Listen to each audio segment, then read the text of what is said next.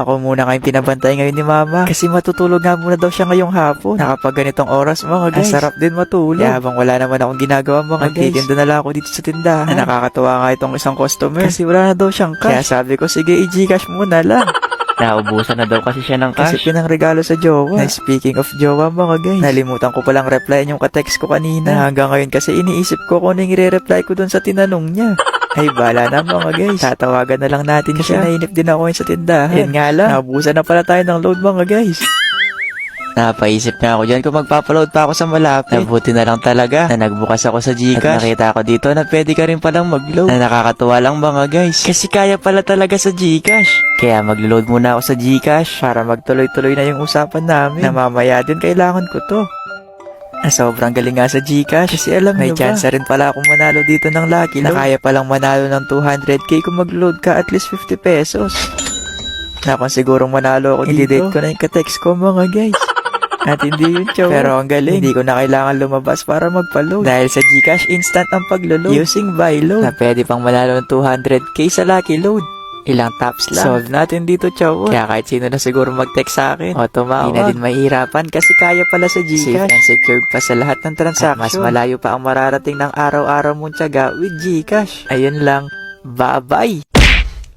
Ngayong araw nga wala akong magawa. Tapos lowbat pa yung cellphone ko. Kaya pupunta muna ako sa computer shop. Kapag pala lowbat yung cellphone ko, di rin ako nagtitinda. Dito ako sa computer shop tumatambay. Pinaglalaroan ko. Yung mga batang hindi na naglalaro. Napanood nga nila yung pagtumbling ko. Kaya sabi nila gagayahin daw nila. Ba't malungkot ang beshi ko? Kasi malungkot ang lola mo. Talaga ba? Ito yung mga yan, ibibidyo ko. Isa pa. Simula pala nung binalik namin tong shop ni ate, yung mga bata ayaw nang umuwi. Eto na daw yung pangalawa nilang bahay. Para na nga kaming teacher ni ate dito. Kasi halos yung mga customer namin dito, mga bata. Yung pinag-uusapan pala namin dyan, yung mga pangarap nila. Natuwa nga ako sa isang bata. Sabi niya, pangarap daw niya na maging katulad ko. Gusto daw niya mag-vlog kapag lumaki na siya. Nakipagkwentuhan pala ako sa mga bata kasi may papagawa ko sa kanila katapos nito. Pagkatapos ko nga sila mabola, sabi ko sa kanila, maglinis na tayo sa computer shop. Charot! Kahit pala dati, tinutulungan din kami ng mga bata na maglinis dito sa computer shop. Dati nga, pumunta yung magulang ng isang bata. Sabi ba naman niya, dito daw sa computer shop, yung anak niya lagi daw niya nakikita naglilinis. Pero sa bahay daw nila, kahit maghawak ng walis, di makahawak. Pero halos ng mga bata dito masisipag. Ginawa nga nilang eskwelahan tong computer shop. May president din sila dito. At sila na din nagsisita kapag may maingay. Kapag di na kayang sitain, sinusumbong na nila sa amin ni ate. Medyo lumuwag pala ngayon kasi sobrang sikip nung nakaraan. Kaya yung mga nasa gitna ng computer, nilabas na muna namin. Parang iba doon na naglalaro. Pagkatapos nga namin makapaglinis, binigyan ko na rin sila ng reward. Eto rin pala yung gusto nilang reward. Yung may panghulog na sila sa PisoNet. Tapos sabayan ko pa daw sila maglaro. Bago nga kami maglaro, nagtatalo pa sila kung anong lalaruin namin. Yung iba gusto Crossfire. Yung isa naman Roblox daw.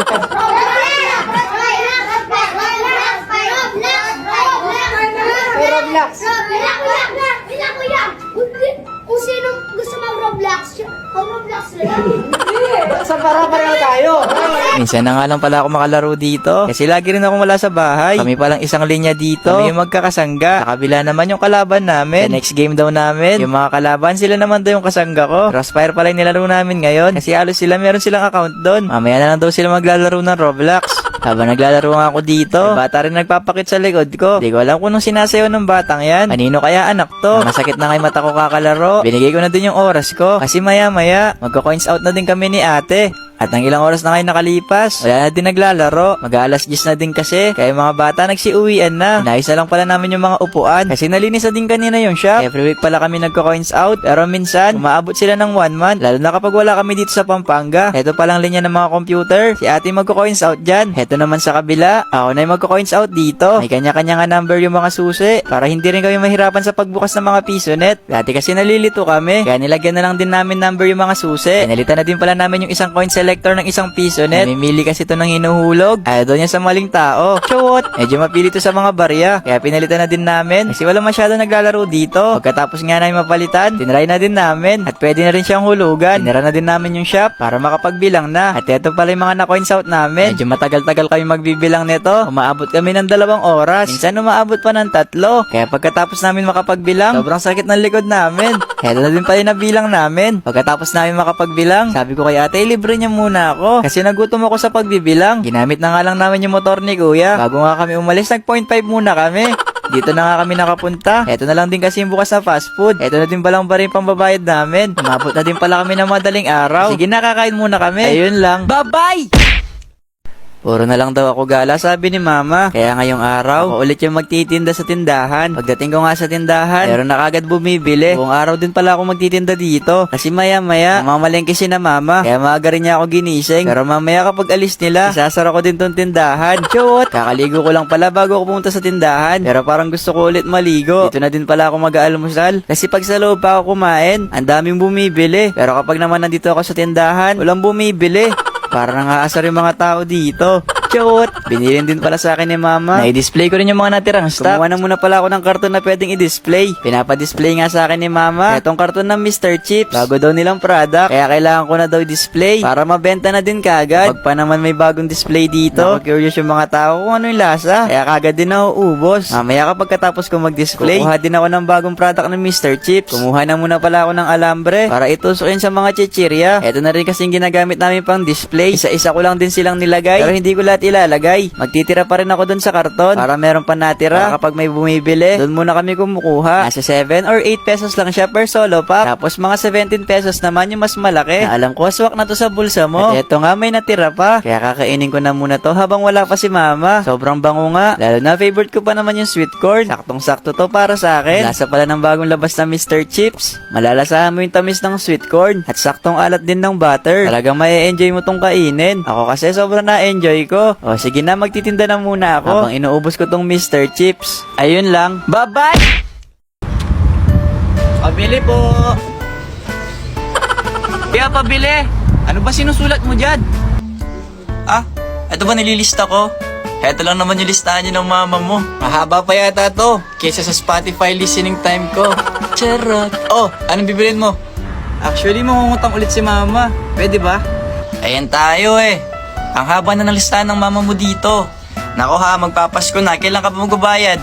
Speaking of Christmas, na-check mo na ba yung Spotify rap mo? Check mo na, dali. Ayan ka na naman. Dinadaan mo na naman ako sa kwento. Sige, wait lang, check ko. Hala, top song ko yung Here With Me. Ito, tingnan mo. Grabe, bigla ko na-miss yung lola ko. Piniplay ko kasi to tuwing gabi. At saka ito rin yung time na nangutang ka ng itlog, dilata, tsaka noodles. Ano pa mga top songs mo dyan? Pa-check naman, baka parehas tayo. Tingin. Yung Pasilyo, isa rin siya sa top songs ko. Yan, naglakad ka ng dahan-dahan sa Pasilyo, tungo sa akin, at tinawakan mo ako at di napigilang maluha ng mayakap na. Basta ako, ito yung top song ko. Yung You Turn Me On, You Turn Me Around, and You Turn My Whole World Upside Down. Nako, gaya-gaya ka na naman eh. Yan yung sa Six Cycle Mind. Favorite ko din yan. Yan yung lagi kong pinapatugtog bago ako magsara. Tapos ikaw, hahabol ka para mangutang. O, di ba? Dahil parehas naman tayo ng top songs. Dali, utangin mo na ako. Oo, sige na. Ito na. Ito na, oh. Thank you po. Sabi mo sa mama mo, magbayad siya kagad, ha. Naunahan pa sa paglabas yung Spotify rap results ko. Hay, di na kayo makakaulit, ha.